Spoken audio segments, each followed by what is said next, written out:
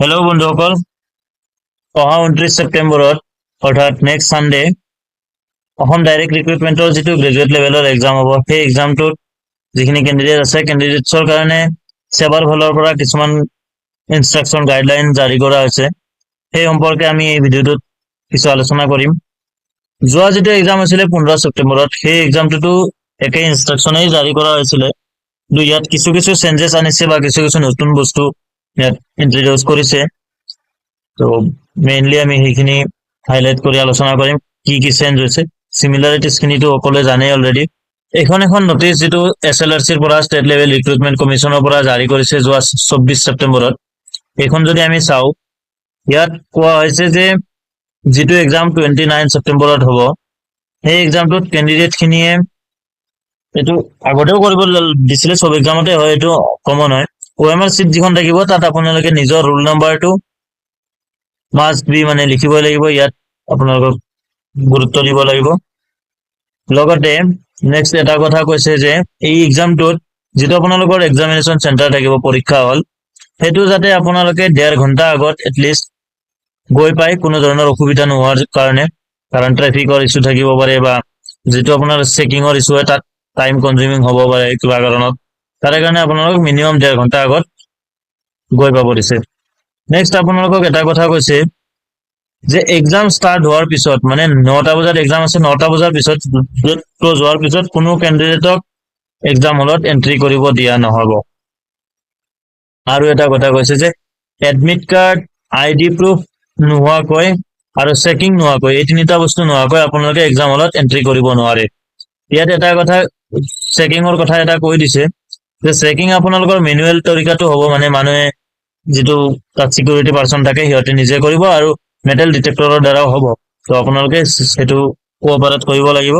লগতে এটা যোৱা ৰিক্ৰুটমেণ্টত, যোৱা এক্সামটোত এটা কিছুমান মানুহে আপত্তি কৰিছিলে কেণ্ডিডেটছে যে তেখেতসকলক ইম্প্ৰপাৰলি মানে চেক কৰা হৈছিলে।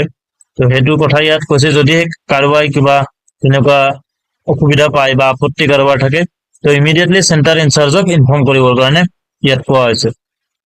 লগতে আন এটা কথা কৈছে, এইটো ইম্পৰ্টেণ্ট হয়, ফৰ স্পীডি ফ্ৰিস্কিং, মানে আপোনালোকক যাতে এই ফ্ৰিস্কিং প্ৰচেছটো যাতে সোনকালে হয় বা সহজভাৱে হয়, তাৰে কাৰণে আপোনালোকক হাফ স্লিভ চোলা, মানে হাত চুটি হাতৰ যিটো কাপোৰ, সেইটো যাতে পিন্ধি যায়, আৰু লগতে স্লিপাৰ যাতে পিন্ধি যায়, মানে জোতা পিন্ধি নগৈ চেণ্ডেল যাতে পিন্ধি যায়।